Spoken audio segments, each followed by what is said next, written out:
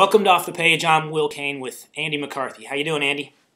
I'm doing great, Will. How are you? I'm good. So, Andy McCarthy, former federal prosecutor with SEC fraud cases and the likes of the blind sheikh as notches on his prosecutorial belt. I think I disagree with you on the significance of the SEC suit against Goldman. Well, I'm interested to hear why. Well, and I'm interested in you telling me why I'm so mistaken, or at least persuade me to see the light.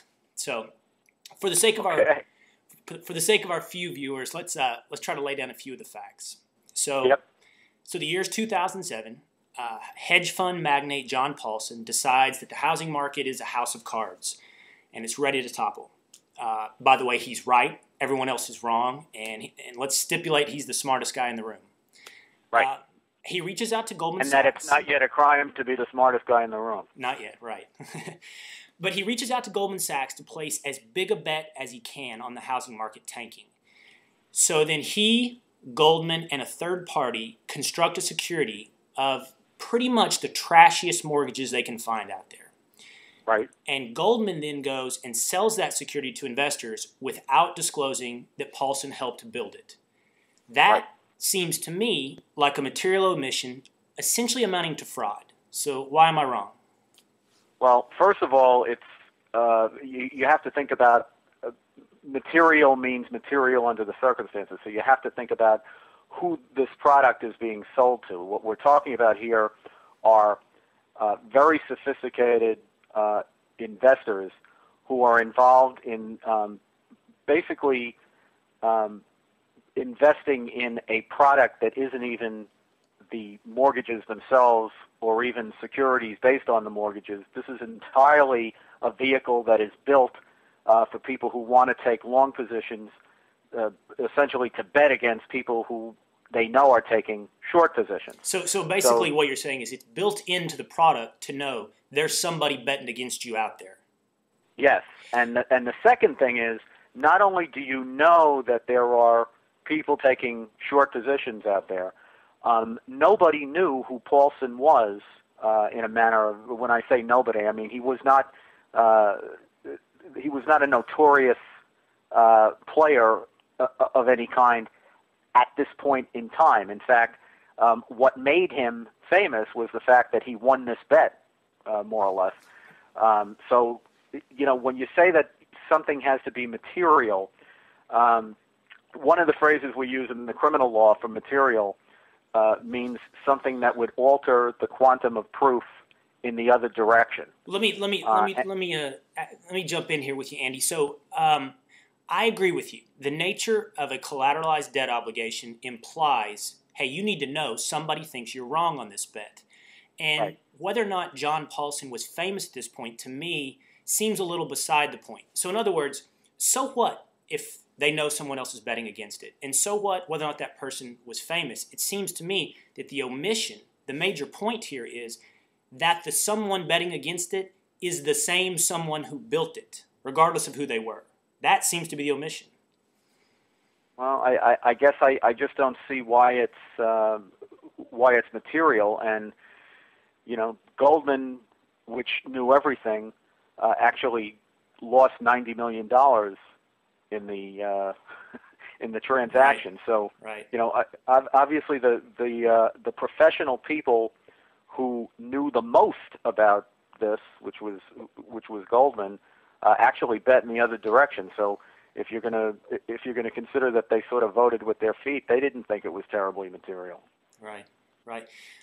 Just to keep the debate going, Andy, and I enjoy it. I hope you do as well. But I guess I see the analogy, and again, tell me where I'm wrong. But it's like if you're betting on a baseball team, you know there's someone taking the other side of the bet. You'd like to know if the guy betting against that team is the coach or the general manager who put the team together. But now, Will, that's a very interesting thing, and I made this point, I think in the piece. I compared Paulson to a mob bookie who gets the other team to shave points. That would be, I think, a very different situation from what we have here. In other words, Paulson hasn't done anything. He didn't do anything active. He had a horse in the race in the sense that he hoped that this thing would disintegrate, that it would go bad, and that was how his short position was going to inure to his benefit. But he didn't do anything active in the transaction to make these mortgages or the mortgages that were the underlying asset here. He didn't do anything to make them fail. All he did was analyze better than everybody else did. Now, it seems to me that you could make a good argument that it would have been a better practice for Goldman to have disclosed what his participation was. But what we're talking about here is what's legally actionable. Right. And I would point out to people that, the logic of the position that you want to argue about Paulson would indicate that there was a fraud afoot that Paulson and Goldman participated in.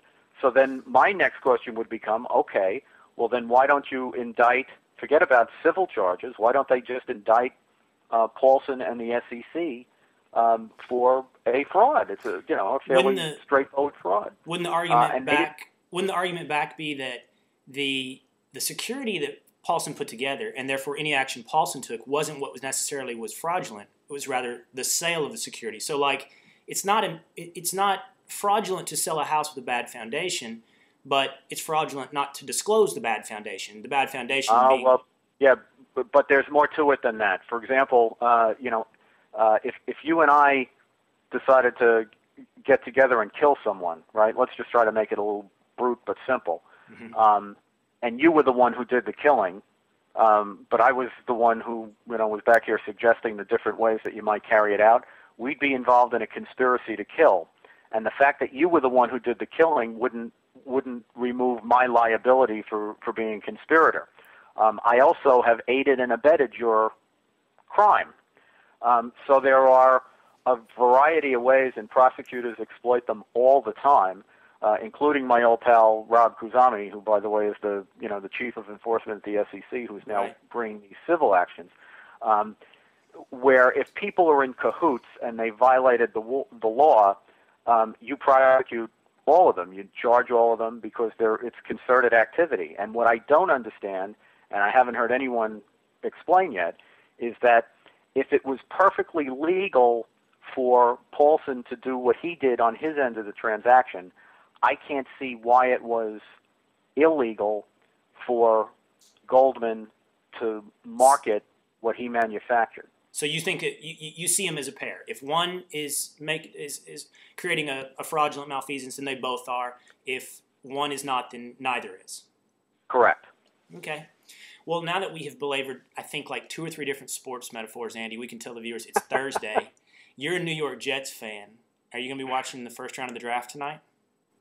I am not going to be watching the first round of the draft tonight because, much more important to me, my 7-year-old has got his big hockey game tonight. Oh, well, good luck to him on that. I'll be watching the Cowboys tonight. But all right, Andy, thanks. My pleasure.